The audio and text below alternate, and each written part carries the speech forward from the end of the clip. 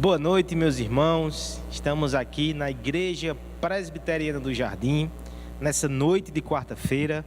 Estamos aqui com o propósito de buscar o Senhor, buscar esclarecimento da parte dele em sua palavra, a fim de que possamos entender melhor a nossa Escritura, possamos entender melhor o ser de Deus, possamos entender melhor o Evangelho e como nos encaixamos na história da redenção.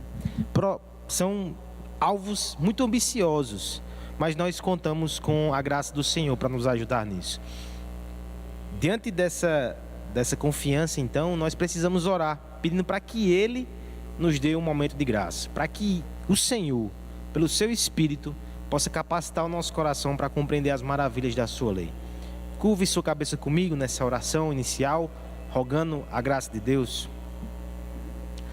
Pai amado, Pai bendito, te bendizemos, Senhor, e te agradecemos pelo maravilhoso privilégio de estarmos nessa noite diante da Tua Palavra, com o coração cheio de boas expectativas, mas sabemos que se não for o Teu auxílio, se não for a Tua graça, se não for o Teu Espírito, Senhor, nós não poderemos compreender aquilo que o Senhor tem para nós. Então pedimos que o Senhor me abençoe, Pai, nessa noite, e também abençoe meus irmãos que estarão acompanhando esse estudo em suas casas, que possa ser proveitoso, que possa ser realmente edificante para as nossas almas, em nome de Jesus, amém. Chegamos hoje, meus irmãos, na lição de número 10. Nós percorremos um longo caminho nesse estudo da teologia do pacto. E como compartilhei até nas redes sociais hoje, um certo sentimento de saudosismo já vem tomando conta do nosso coração, assim como um alívio. Porque eu confesso que tem sido lições difíceis de produzir, de sintetizar. Nós estamos acompanhando esse livro que é excelente, O Cristo dos Pactos, de Palmer Robertson. No entanto, essa reta final, o conteúdo é bastante denso, então tem sido uma luta, mas tem sido um privilégio entender mais e compartilhar esse entendimento das Escrituras. Hoje nós chegamos num ponto importantíssimo. Nós chegamos aí no final do Antigo Testamento. Chegamos na aliança da consumação. E eu quero começar nesse momento, como de costume, fazendo com que você seja provocado a pensar em algumas questões da sua vida também. A crise, ou as crises de forma geral, elas nos proporcionam, além da dor e do sofrimento, o aspecto negativo, também aspectos positivos, como por exemplo, saltos, avanços. Em muitos momentos é a crise que nos empurra para frente e nos faz descobrir novos recursos ou acelerar processos. Por exemplo, nós temos uma crise aqui muito latente ainda no nosso meio. A questão da pandemia, com suas repercussões na saúde, suas repercussões econômicas e sociais, mas também culturais. Veja como algumas áreas foram afetadas e avançaram rapidamente em pouco tempo, em poucos meses. A questão do home office, uma prática muito incipiente no nosso país. Essa fotinha aí está tão bonitinha, mas nem assim não, né? No entanto, muitas empresas aderiram ao home office. Nós temos casos, por exemplo, aqui mesmo na igreja, o nosso irmão Acácio, possivelmente, mesmo depois que essa questão da pandemia for equacionada, ele vai ficar, em definitivo, no home office. As empresas, elas começaram a ver essa possibilidade com outros olhos, assim como os trabalhadores, especialmente dos grandes centros. Nós vimos também a questão do e-commerce.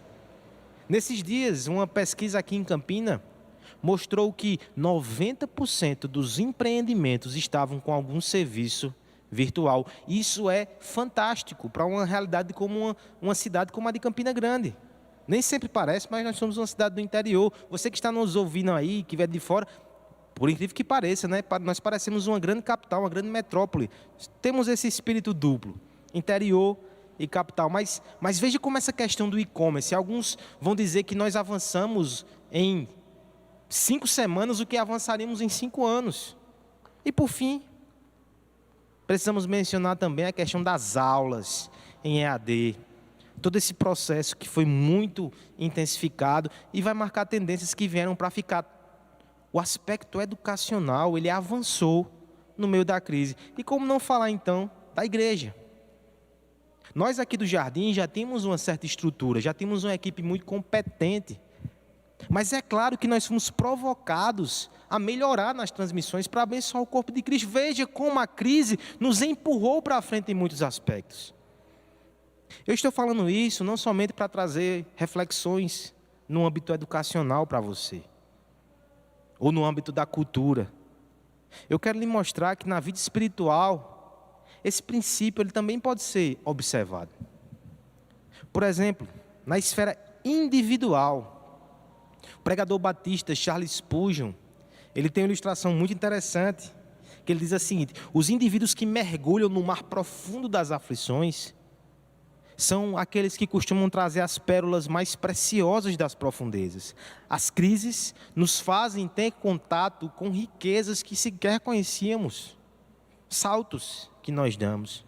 Do ponto de vista coletivo, como não lembrar, por exemplo, do conceito ou do estudo sobre o avivamento que o pastor Franklin Ferreira faz nessa obra, Avivamento para a Igreja. Ele vai dizer que o avivamento geralmente é precedido por questões sociais difíceis, um ambiente conturbado, uma crise que proporciona um fervor mais intenso na vida da igreja, saltos espirituais.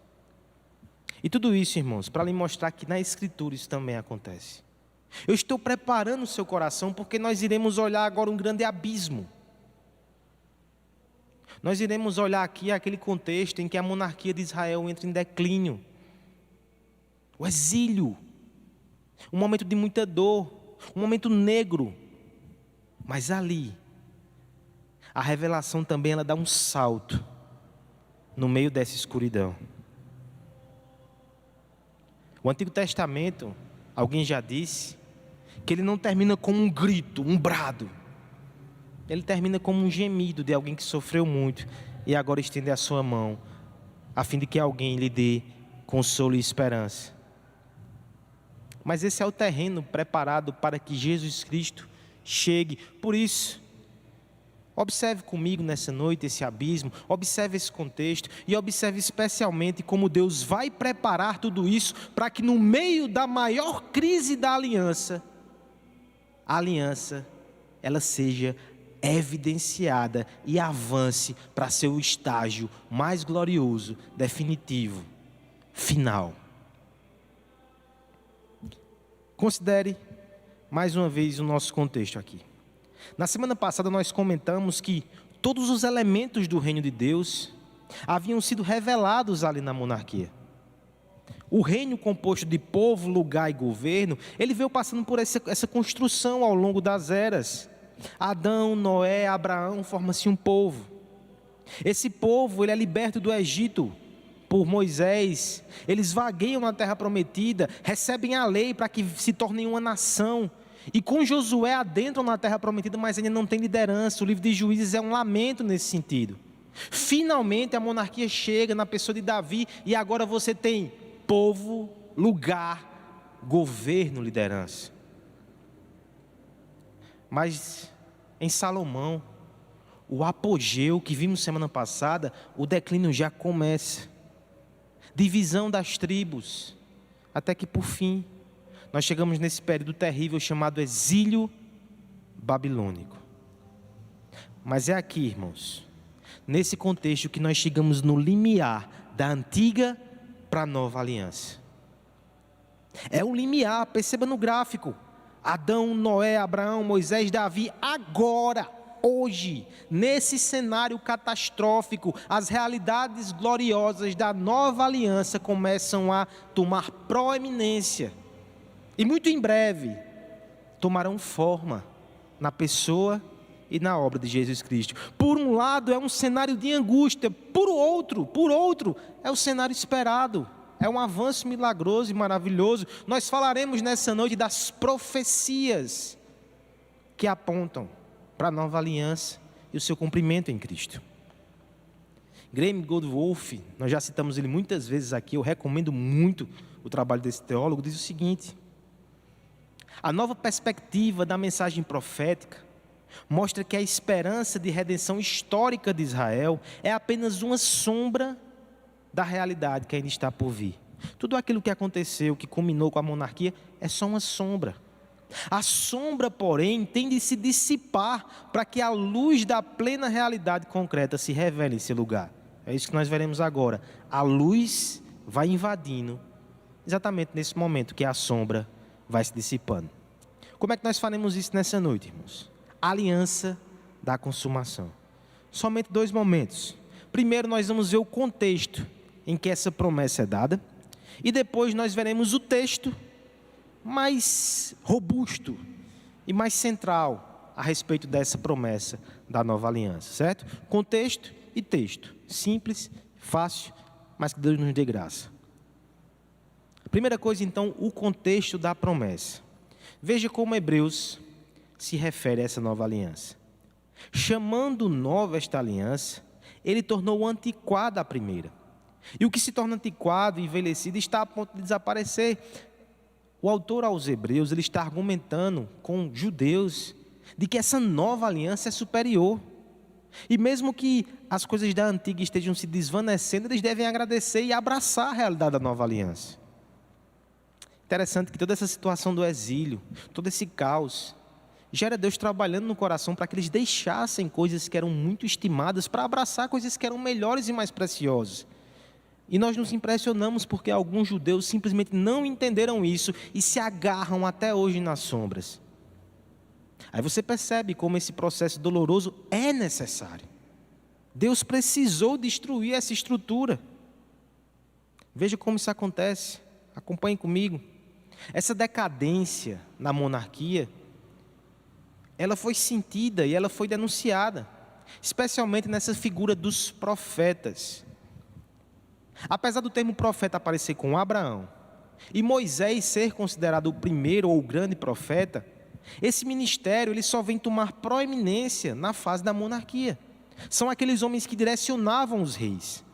Aquilo que nós chamamos de profetas anteriores são os primeiros nessa safra e nessa leva. Eles estão ali em Samuel e Reis.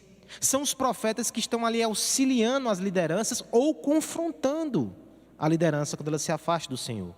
São os profetas que são muito conhecidos, olha só, Natã, o próprio Samuel, Elias, Eliseu, são muito conhecidos, mas não têm livros. Já pensou nisso? Porque o foco naquele momento, mais do que revelações que lhe dariam para nós, era essa tensão, esse confronto com o rei e com a nação. A sua mensagem principal é chamar o povo ao arrependimento. Eles estão se desviando da aliança e os profetas estão ali chamando. É interessante que a gente pensa que essa é a ênfase de todos os profetas. Mas os profetas posteriores, eles têm uma diferença. Muito conhecidos também, porque são livros, inclusive. Jeremias, Isaías, Ezequiel, e eu estou só citando os profetas maiores. Tem os menores também, Sofonias, Amós, enfim. Esses profetas, eles estão tanto antes do exílio, como no exílio, por exemplo, Ezequiel, e depois do exílio. Nós temos Ageu, Zacarias, eles se espalham por toda essa região. Mas além dessa questão de escrever, qual é a diferença deles? Ou até porque eles têm livros, porque as suas profecias foram registradas para nós, porque é uma mudança de paradigma. Enquanto os profetas anteriores, Elias e Eliseu, puxavam os reis e a nação para de volta da aliança, como se houvesse uma esperança nesse sentido de arrependimento, aqui não há mais, viu? As cajadadas que Jeremias dá, que Isaías dá, é o Senhor ensinando, mas ali não tem volta. O colapso e o juízo já está marcado e vai acontecer. Ou você nunca se impressionou quando, por exemplo, Deus diz a Jeremias, pare de interceder? Já foi sentenciado. O que é que esses profetas fazem então? 3 coisas, eles acusam o povo, eles anunciam o juízo de Deus, mas para você dizer, que ministério terrível, eles apontam para a restauração. E aqui está a questão interessantíssima. A esperança desses homens não é mais que um reino bagunçado se reorganize, que reis ímpios se arrependam, que padrões distorcidos sejam retornados. Não, essa restauração, ela tem elementos gigantescos, escatológicos. É a partir daqui que a promessa da nova aliança, ela surge com mais força. Novos céus e nova terra, um novo povo, um novo começo, um novo êxodo. veja como as coisas assumem um contorno forte. No meio dessa crise, no meio do juízo, Deus ensina os profetas a olhar para o futuro escatológico. E Ele está ensinando o seu povo ali também, e nós devemos aprender isso. No final do Antigo Testamento, essa crise nos precipita a olhar além. Porque, é claro, o momento é terrível, mas nós precisamos entender o que está acontecendo. Olhe como é significativa essa questão do exílio. Olhe como esse momento ele é uma crise profunda.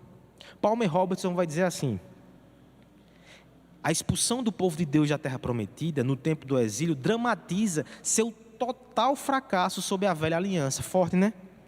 Mas olhe como é isso que indica. Esta manifestação de fatal deficiência na ministração da aliança não se relaciona apenas com a aliança mosaica da lei. Não é só porque o povo descumpriu a lei e está sofrendo as suas maldições. Porque no fim, o fim da monarquia de Davi e a devastação de Jerusalém também cumprem a maldição da aliança associada igualmente com a aliança de Davi. Eles estão incorrendo na maldição da aliança da lei e na maldição da aliança do reino, a aliança de Davi. Além disso, a expulsão da terra prometida pode ser entendida somente como o reverso da beneficência expressa na aliança com Abraão. É como se naquele momento de exílio todas as bênçãos e todas as promessas estivessem sendo revertidas. Você percebe como isso é sério? E você percebe como essa visão do Antigo Testamento é angustiante? Tu não sentiu isso não? Pois olha comigo esse resumo aqui do Antigo Testamento. A gente pensa que é sempre uma ascensão, né? Não é bem assim não. E se eu te passei essa impressão, deixa eu corrigir. Um lembretezinho aqui no canto da tela, sobre os elementos do reino que fazem parte desse pacto: povo, lugar e governo, lembre sempre disso. E veja como, de fato, houve uma crescente. Com Adão, nós tomamos consciência do plano, vai ter redentor, vai ter redenção. Com Noé, o palco está montado, Deus não vai permitir que o mundo se destrua até que a redenção chegue. Com Abraão, nós temos um povo, sua descendência. Em Moisés, esse povo se torna uma nação, o governado pelas leis, e conquista a terra. Essa terra ela é conquistada plenamente em Davi, ele tem paz com seus vizinhos, e agora nós temos um rei, nós temos um trono. Olha o auge. Mas quando chegamos aqui, começa a divisão do reino, a apostasia do norte, depois do sul, e por fim o exílio. É nesse momento final que o ministério dos profetas se concentra. É nessa crise final. E veja como Deus é bom. Deus os coloca aqui para que a gente não se afogue no desespero. Porque se fosse só isso, seria terrível. Os profetas são levantados para nos fazer atravessar esse pântano com os olhos da fé. E não pense que a volta ao exílio resolveu tudo. Os últimos profetas ali, os últimos livros da nossa Bíblia do Antigo Testamento mostram o povo voltando finalmente. Mas ali ainda não era o cumprimento dessas promessas na sua potência máxima. Mais uma vez, Goldwolf ele diz o seguinte: a nação pós-exílica e sua estrutura são um reflexo pálido da glória prometida. Você lembra inclusive que quando o templo era reerguido com Esdras, o povo chorava. É uma glória pálida. E há duas razões para isso, segundo o autor. A razão imediata é aquela dada pelos profetas pós-exílicos, como Ageu e Zacarias, ou seja, a infidelidade constante do povo, o pecado. A razão teológica, ou a mais profunda, só podemos entender em retrospectiva, ou seja, o rei messiânico e salvador ainda não viera. O cânon do Antigo Testamento acaba com um reconhecimento franco de que a história não está completa. É nesse cenário, então, irmãos, que a promessa da nova aliança, ela brilha no céu escuro. Na noite mais escura, essa promessa começa a cintilar. Calma, Deus tem um plano, a redenção vai ser consumada. Esse retorno de vocês é pequeno. Deus tem coisas maiores, além do horizonte. A promessa de uma nova aliança, ela tem alguns elementos. Ela aparece especialmente em Jeremias e Ezequiel, Mas Isaías também cintila algumas coisas e nos outros profetas nós temos breves menções. Mas o grosso mesmo está em Jeremias e Ezequiel. E à luz desses textos todos, nós podemos citar 7 princípios. São esses que estão aí. Mas não se preocupe, nós veremos agora cada um deles rapidamente, para que você possa entender os termos dessas promessas que apontam para o futuro, que apontam para a obra de Cristo. Primeiro elemento, então, o retorno de Israel à terra da promessa. Vários textos mostram isso, eu vou citar somente um, Jeremias 32, 37. Certamente eu os reunirei de todas as terras para onde os dispersei, na minha ardente ira e no meu grande furor. Eu os trarei de volta a este lugar e permitirei que vivam em segurança. Por que essa promessa é tão importante?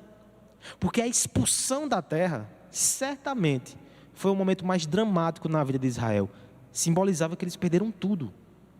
Então Deus está dizendo, eu vou trazê-los de volta. Ou seja, eu vou restaurar o que foi perdido. Mas não só isso, olha o segundo elemento aqui. Não é só a terra, mas a bênção de Deus sobre a terra prometida vai ser restaurada. Porque mesmo na terra prometida, quando eles voltaram, houve momentos que houve seca, infertilidade, morte e doença. Ou seja, a bênção ainda não estava ali. Mas olhe essas promessas aqui, Jeremias 31, do 38 a 40. Estão chegando os dias, declara o Senhor, em que esta cidade será reconstruída para o Senhor, desde a torre de Ananel até a porta da esquina. Ou seja, não só voltarão, mas eu vou reconstruir Jerusalém. Isso é muito simbólico. A corda de medir será estendida diretamente até a coluna de Garebe, indo na direção de Goá. Ou seja, ele está desenhando na mente do povo a cidade que vai ser reconstruída. Olha que alentador. Mas veja esse aspecto aqui no final desse versículo. Todo vale, onde cadáveres e cinzas são jogados, e todos os terraços que dão para o vale de Cedron ao leste, até a esquina da porta de cavalos, serão consagrados ao Senhor. A cidade nunca mais será arrasada ou destruída. Para tudo. Alguns termos aqui já mostram que tem algo muito forte acontecendo aqui. A cidade não será mais destruída. O povo volta no final do Antigo Testamento, mas no período interbíblico, e na verdade em 70 depois de Cristo, a cidade é destruída. Os gregos destroem Jerusalém. Então, ainda não era nesses termos aqui da promessa. E deixa eu lhe mostrar algo mais forte ainda, porque já foi mencionado aqui que esse vale de mortos será desfeito. Mas aí nós temos a promessa tão conhecida de Ezequiel 37, vale dos ossos secos. Profetiza e diga-lhes, assim diz o soberano, o meu povo, vou abrir seus túmulos e fazê-los sair. Trarei vocês de volta à terra de Israel. A gente costuma usar esse texto para mostrar o poder da pregação e como Deus dá vida aos mortos espirituais. Mas veja que há uma ligação aqui com outras promessas, que o retorno à terra não vai ser somente para aquela geração, vai haver ressurreição dos mortos. Opa! Então veja que a gente também não pode se contentar com algumas interpretações dessas promessas da nova aliança, com o retorno de Israel para a terra prometida somente. Já houve ressurreição de mortos? É nesses termos aqui. É algo grandioso, sobrenatural.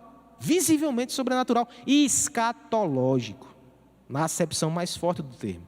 Mas veja esses elementos: retorno à terra de Israel, restauração plena da bênção, incluindo ressurreição. A morte vai ser vencida.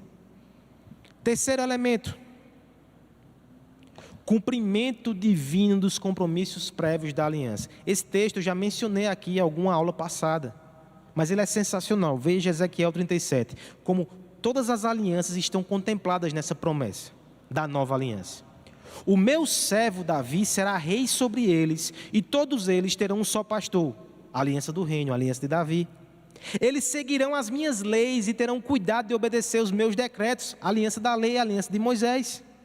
Viverão na terra que eu dei ao meu servo Jacó, a terra onde seus antepassados viveram. A aliança da promessa, a aliança de Abraão. Eles e os seus filhos e os filhos dos seus filhos viverão ali para sempre, e meu servo Davi será o seu líder para sempre. Meu irmão, veja que coisa linda. A Bíblia saiu construindo em cima de promessas anteriores, e ela construiu um edifício de promessas da aliança. E na nova aliança Deus não descarta isso. Ele está dizendo: eu lembro, eu considero, eu prometi, eu vou juntar tudo isso e vou consumar. Essa é a nova aliança. Quarto elemento: renovação interna pela obra do Espírito de Deus. Muitos e muitos textos do Antigo Testamento têm promessas que nós chamamos de pneumatológica, uma obra e uma ação do Espírito Santo. Vou citar só um, e não vou me aprofundar aqui, porque no segundo momento a gente vai analisar um texto específico falando sobre isso. Mas Ezequiel 37,14 diz: porém meu Espírito em vocês, e vocês viverão. Eu os estabelecerei na sua própria terra, então saberão que eu sou o Senhor, falei e fiz os seus companheiros palavra do Senhor. Eu vou colocar meu Espírito em vocês. Outro elemento, o quinto elemento: pleno perdão de pecados. Também trabalharemos isso daqui a pouco com mais profundidade. Mas veja o que diz Jeremias 50:20. Naqueles dias, naquela época, declara o Senhor, se procurará pela iniquidade de Israel, mas nada será achado. Pelos pecados de Judá, mas nenhum será encontrado, pois perdoarei o remanescente que eu poupar.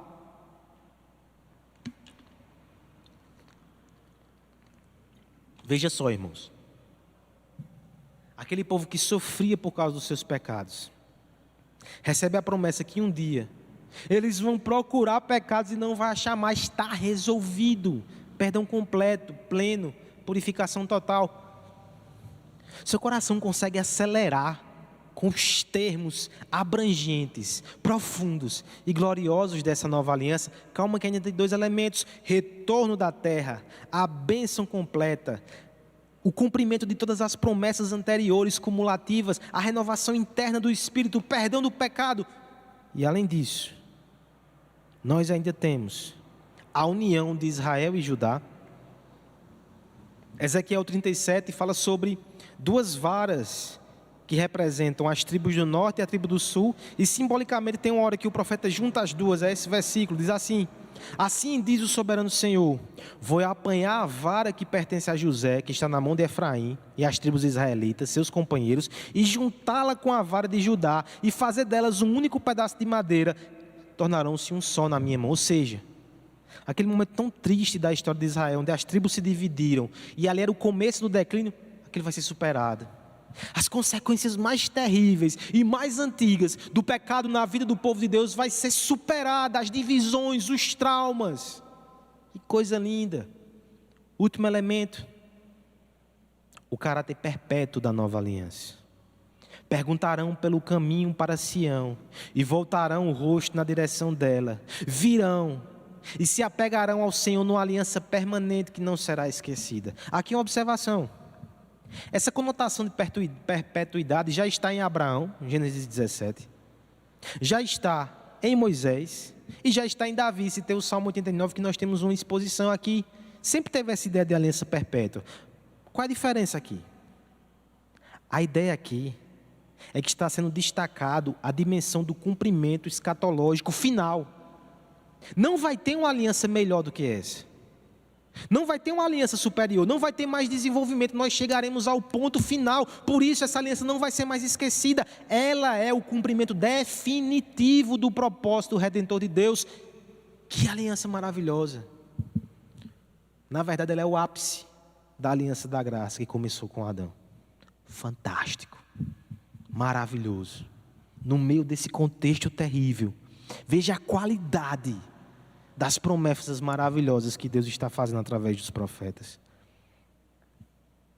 Palmer Robertson vai dizer: a nova aliança não aparece nas promessas do Velho Testamento como alguma novidade previamente desconhecida do povo de Deus. Ao contrário, a nova aliança, ela representa a fusão de todas as velhas promessas da aliança em termos de uma futura expectação. Ou seja, promessas antigas são emaranhadas, unidas, amalgamadas e juntas elas são potencializadas e são jogadas no futuro escatológico.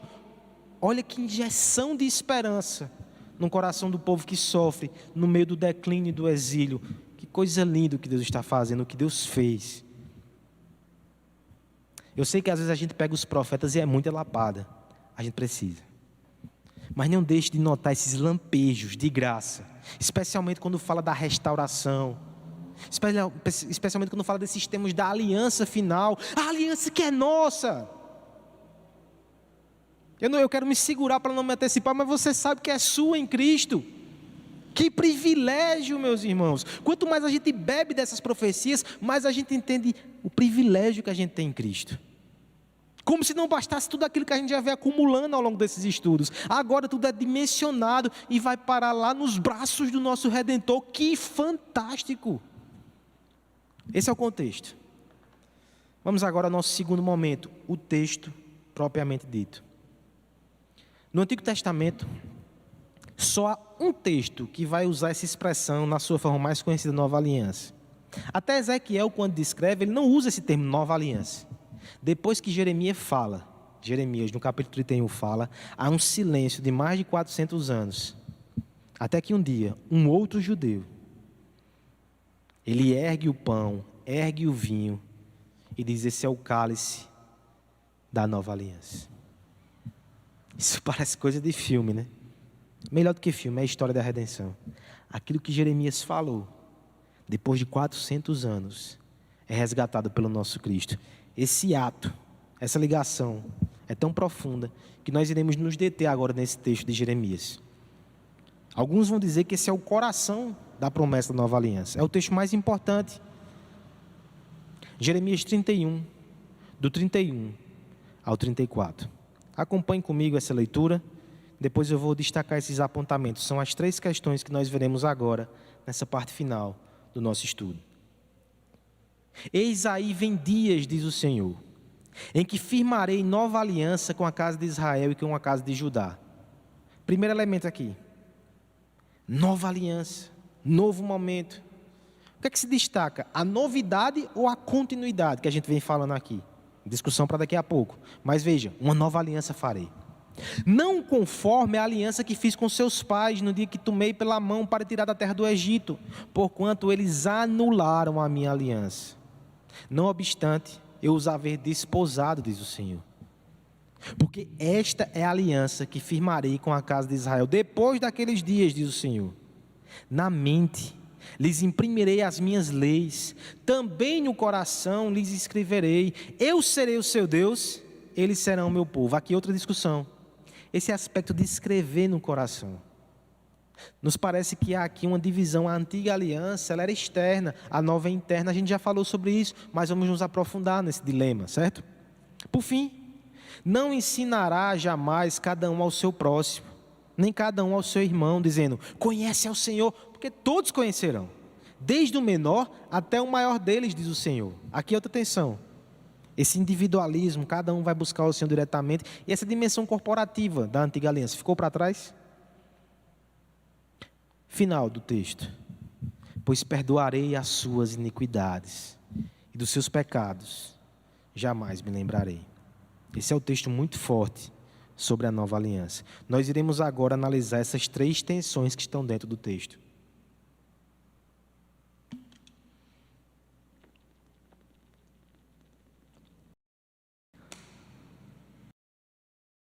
Lubrificar a voz, porque terminando aqui a gente vai gravar outra pregação ainda, então preciso da voz. Perdão o transtorno. Continuidade ou novidade? Essa é a primeira tensão.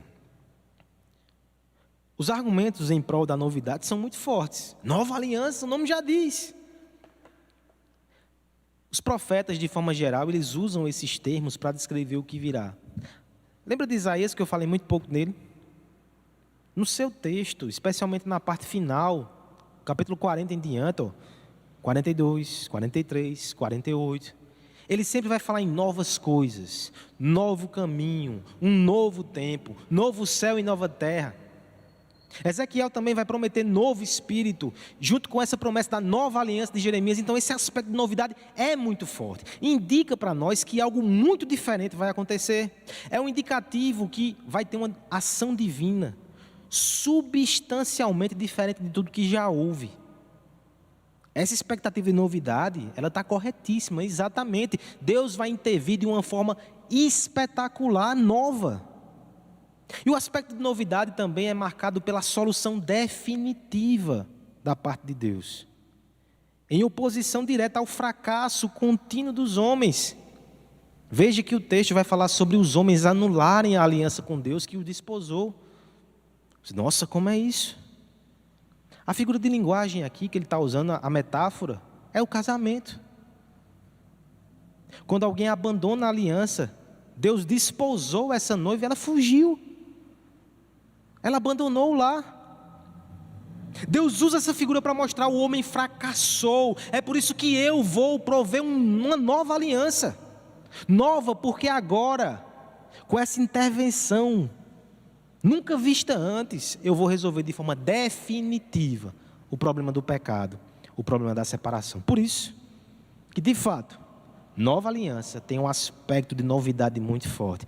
Mas não se engane, aqui há também continuidade. Eu vou lhe dar 4 argumentos para mostrar isso. E por que eu preciso fazer isso? Existem segmentos evangélicos que vão dizer que nova aliança tem nada a ver com a velha mais. Tem nada a ver, esqueça o Antigo Testamento. Não há nada que se aproveitar ali não. Nós reconhecemos o aspecto de novidade. Glória a Deus. Mas calma lá. Deixa eu lhe mostrar a continuidade aqui. Entre a antiga e a nova aliança. Entre o Antigo e o Novo Testamento. Entre aquilo que veio antes de Cristo e o que vem depois de Cristo. Primeiro, o próprio termo aqui, kainon, na sua tradução é renovado. Não é algo totalmente novo. É em cima das bases do antigo que vai ser construído. Só isso já nos dá uma implicação muito interessante. Não é que Deus rejeitou toda a antiga aliança. Ele só está agora suplantando por causa do avanço, do progresso, mais orgânico. Segunda coisa, no texto vai ser dito assim: eu vou escrever a minha lei nos seus corações. Que lei é essa?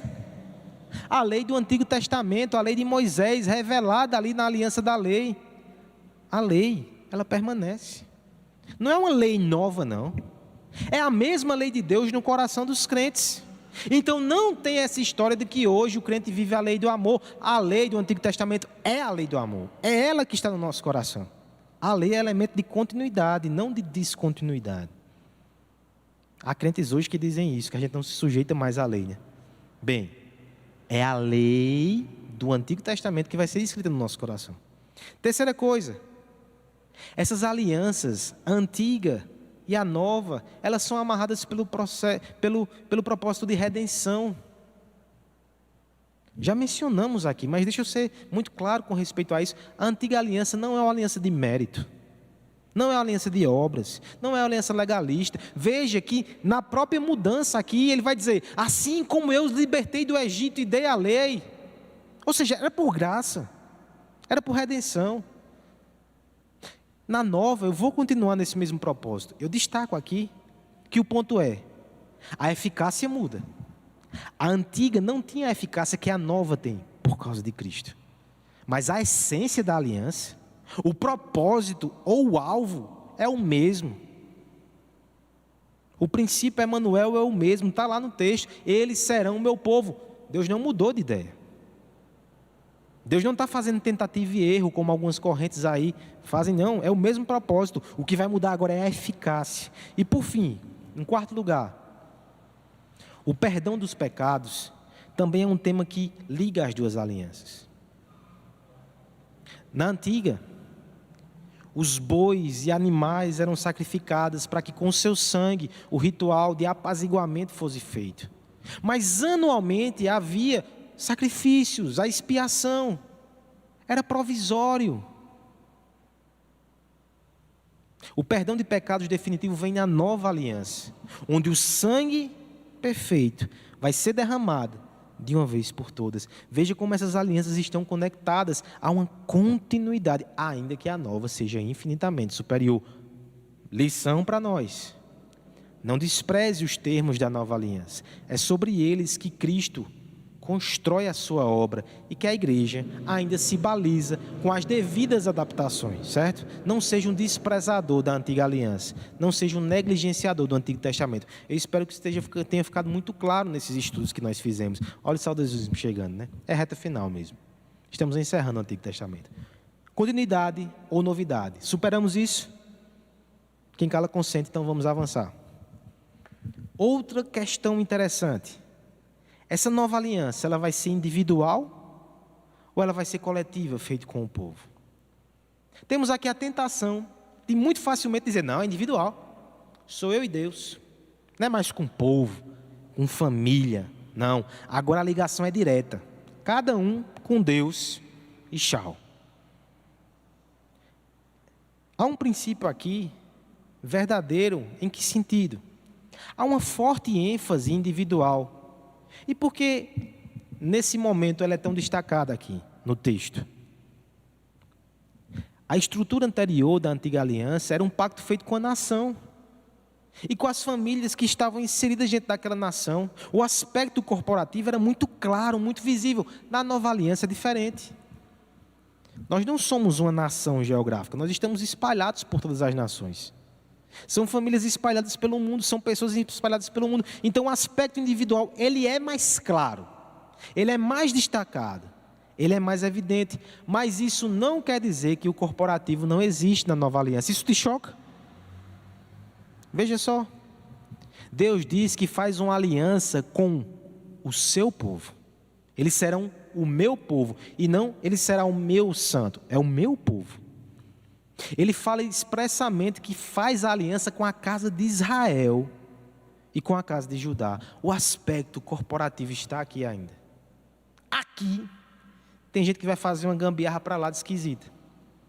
Vai dizer o seguinte: o aspecto individual diz respeito à igreja, a era da igreja, a igreja dos gentios, é individual, cada um por si. O aspecto coletivo diz respeito a Israel, no milênio, quando Israel volta. Aí não, com Israel é coletivo, com a igreja é individual. Esse tipo de divisão dentro do texto não pode ser permitida porque não está ali. Não está ali. Ali não faz distinção. Dirige-se a um grupo total de crentes. Dirige-se ao povo da aliança. Como é que a gente pode entender isso então, meus irmãos? A gente precisa entender o corporativismo bíblico. Em primeiro lugar, meio que revisão isso aqui. Mas o conceito de Israel precisa ser repensado. Porque Israel não é somente uma questão étnica. Nós vimos aqui, nos estudos anteriores, em primeiro lugar, que Israel era um conceito aberto. Qualquer estrangeiro que quisesse fazer aliança com Deus integrava a nação. Não é étnico. Ruth está aqui para mostrar isso. E ao mesmo tempo, o Antigo Testamento fala de falsos israelitas, que são étnicos, mas não são Israel de Deus. O autor, de forma muito interessante, vai dizer que Israel precisa ser interpretado o que significa nos contextos, porque há vários significados. Às vezes é o étnico, às vezes é o povo espiritual de Deus. E no caso desse texto, Palmer Robertson vai dizer que ele defende a interpretação que aquilo é uma menção tipológica. Assim como o templo no Antigo Testamento representava a habitação de Cristo no Novo Testamento, assim como a Arca da Aliança era a presença de Deus no Antigo Testamento, era um tipo, assim como a serpente de bronze representava a cruz de Cristo, assim o povo de Israel no Antigo Testamento representa o povo de Deus, o povo da Nova Aliança. Então, nesse sentido, a promessa está sendo feita ao povo de Deus, o povo da Nova Aliança, ao povo. Olha o aspecto corporativo aqui. Mas precisamos entender os elementos desse corporativismo bíblico. Em primeiro lugar, é essencial a aliança. Sempre, o princípio Emanuel destaca povo. Então não queira fazer uma espécie de cristianismo individual sem povo. É uma aplicação muito direta aos desigrejados, mas também aos desengajados com a igreja de Deus. Deus salva povo, comunidade, está no coração da aliança. Segunda coisa, essa é uma aliança que a gente reivindica pela fé, inclusive com os nossos descendentes. Lá vem o batizador de criança. É? Será que sou eu? Jeremias 31 tem a nova aliança, né? É o texto que os pedobatistas vão pegar para dizer aqui é diferente. Nova aliança é só o indivíduo. É o Espírito no coração. Quem tem o Espírito batiza que a gente vê e é assim que, beleza. 31, né? 32. Repete-se. Praticamente a mesma aliança, só que algumas questões vão ser acrescentadas. Olha o que é dito no 32, verso 39. Eu vou ler com você, para você não dizer que eu estou inventando. Veja o 38, o princípio Emanuel. Eles serão o meu povo e eu serei o seu Deus. Agora o 39. Dar-lhe-eis um só coração e um só caminho, para que me temam todos os dias para o seu bem e os bens dos seus filhos. Os filhos também estão inclusos na nova aliança. Eu não quero resolver essa tensão não, irmão. Eu quero que você considere ela. Ela é bíblica. Individual e coletivo estão aí na aliança. Por um lado é a sua relação com Deus individual, tem que ter. Se não é presunção, porque eu sou da família tal, porque meus pais são crentes, porque eu faço parte da igreja do jardim. Não pode ser presunção, você tem que ter a sua fé individual. Mas ao mesmo tempo você não pode esquecer desse ponto coletivo. Eu faço parte de uma família cristã, eu faço parte de uma igreja cristã, eu faço parte de um povo cristão, eu estou unido a eles. Os pais, os meus filhos fazem parte dessa aliança também. Além do aspecto individual, há o aspecto coletivo. Isso está dentro da nova aliança. A nova aliança não exclui isso. É importante entender isso, para que o individualismo das interpretações evangélicas contemporâneas fiquem pelo meio do caminho. Deus continua tratando com a igreja, com o seu povo, com famílias e com indivíduos. Não queira limitar o alcance da graça de Deus. Deus salva famílias. Isso é muito importante. Por fim, última controvérsia, a última tensão dentro da nova aliança.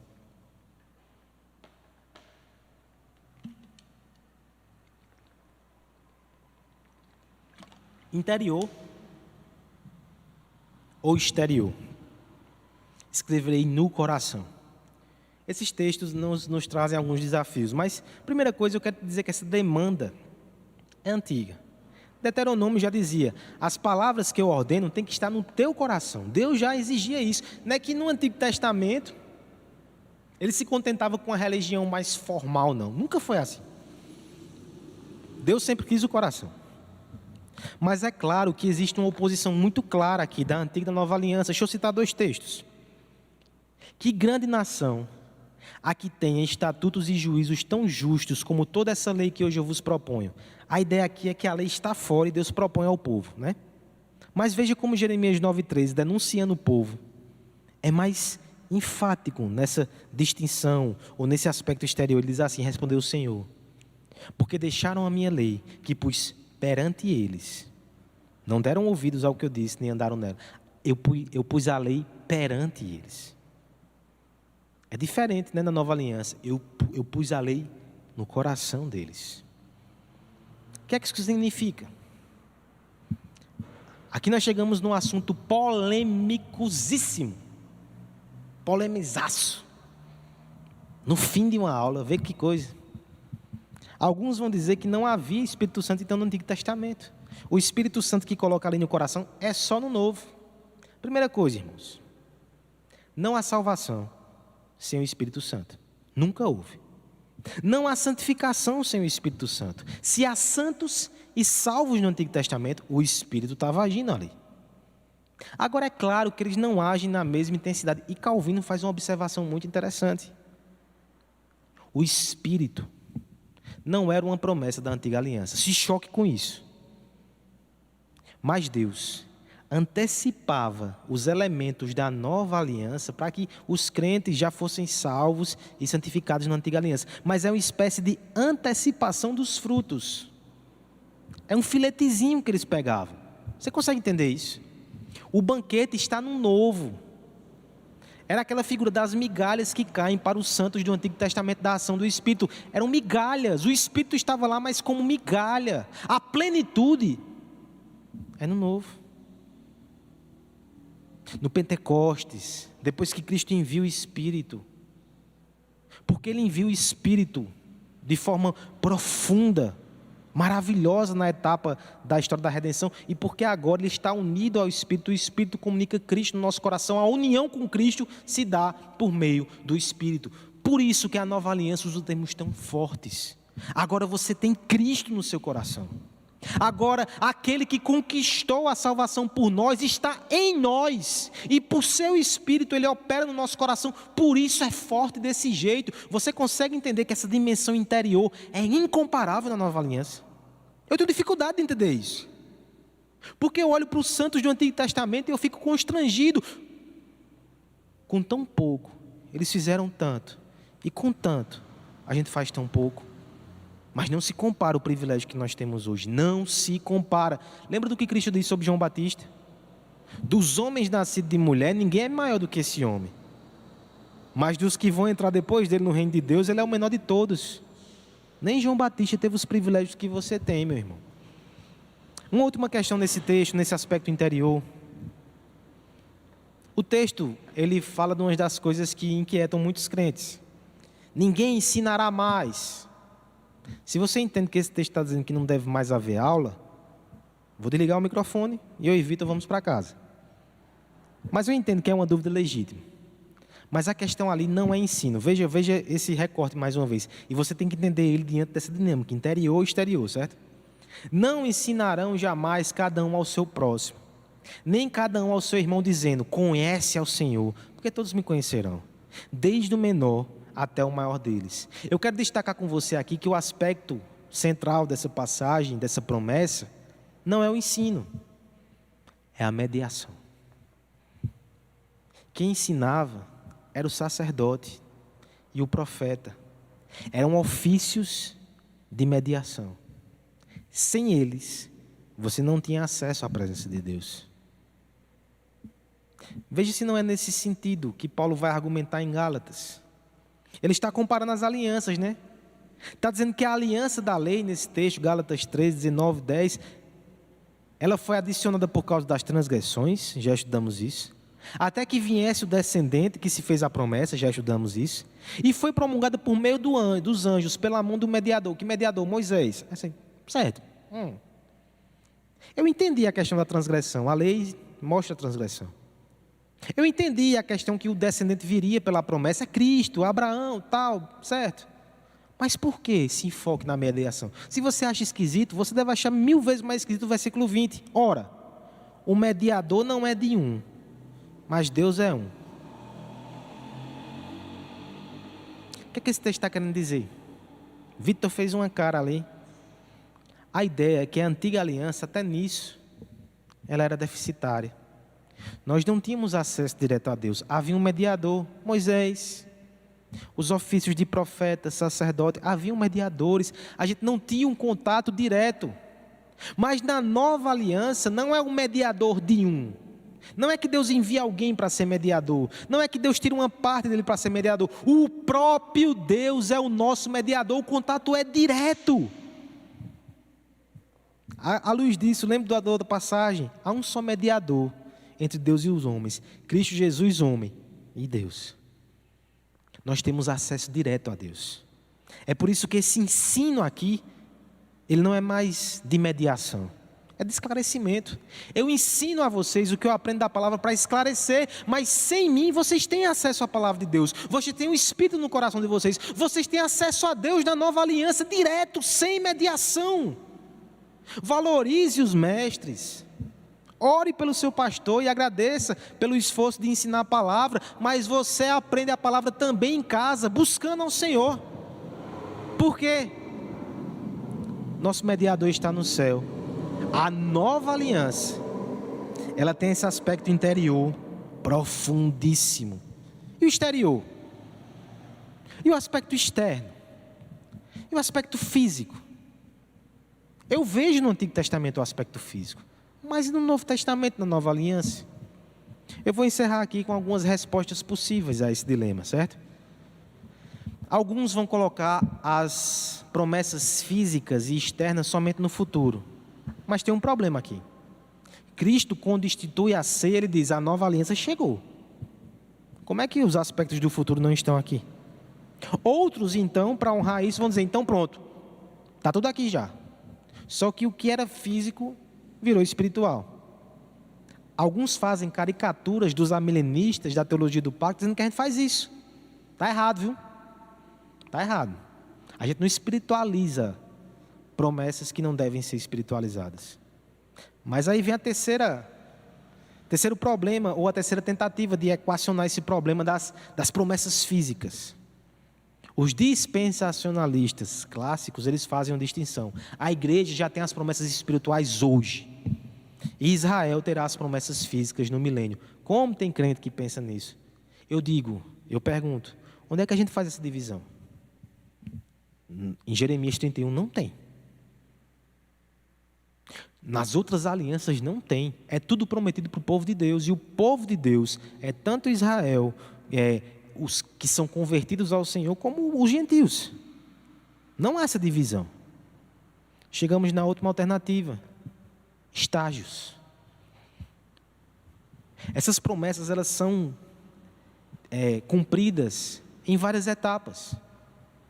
Por exemplo, o retorno foi cumprido de forma muito tímida no final do Antigo Testamento, mas foi cumprimento, não completo. Quando Cristo vem, Ele cumpre outra camada, outra intensidade, e por fim, na sua segunda vinda, aí sim, de forma completa, essa aliança vai ser realizada. Novos céus e nova terra, todas as promessas físicas estão lá. A milenista não é aquele que não crê em promessas físicas.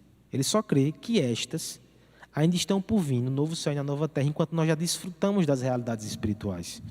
Alguém perguntou no Instagram sobre novo céu e nova terra. Paz, prosperidade, bênção, terra, está tudo lá. Isso vai chegar ainda. Faz parte da nova aliança, mas é num estágio que ainda está para ser realizado plenamente. Encerramos aqui, irmãos, com essa recapitulação, porque nós encerramos aqui o Antigo Testamento, viu? Todo o Antigo Testamento foi coberto por nós de forma panorâmica.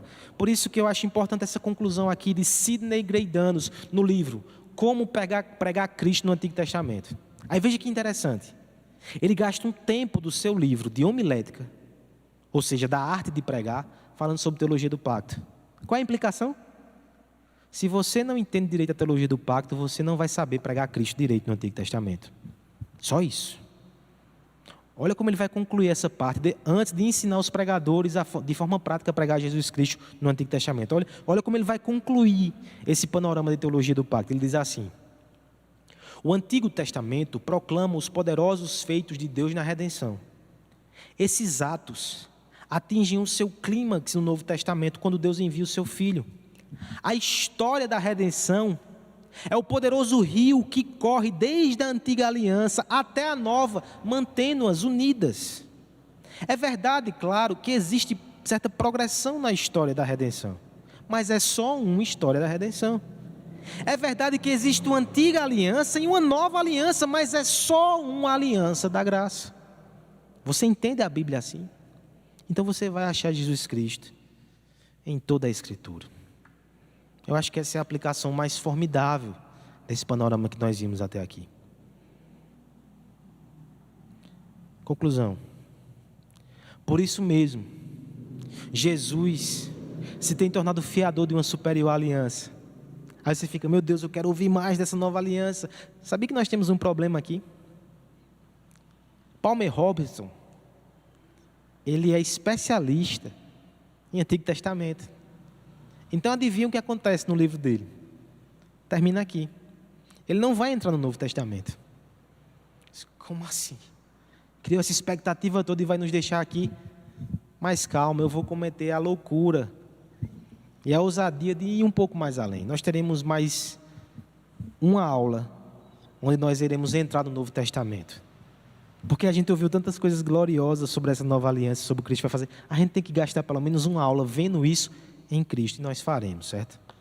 Semana que vem nós faremos. Nós iremos além do livro nessa próxima aula. E eu deixo essa provocação final. Não é Palmer Robertson. Esse rapaz aí é outro autor, eu esqueci agora o nome dele. Gerhard Voss. No livro Teologia Bíblica do Antigo e do Novo Testamento, ele vai nessa tensãozinha aí, entre os dois testamentos, dizer o seguinte: o Antigo Testamento, por meio da sua atitude profética, postula o Novo Testamento. O Antigo Testamento é uma obra em aberto. Ela grita, ela clama, ela pede socorro. E Cristo ouve e chega nas primeiras páginas do Evangelho de Mateus. Nós não poderíamos terminar esse estudo sem gastar mais um tempinho olhando para o nosso Cristo, cumprindo todo esse legado de profecias. Semana que vem, nós veremos o Cristo das alianças. Eu posso ouvir o seu coração já acelerado aqui? Espero que esteja.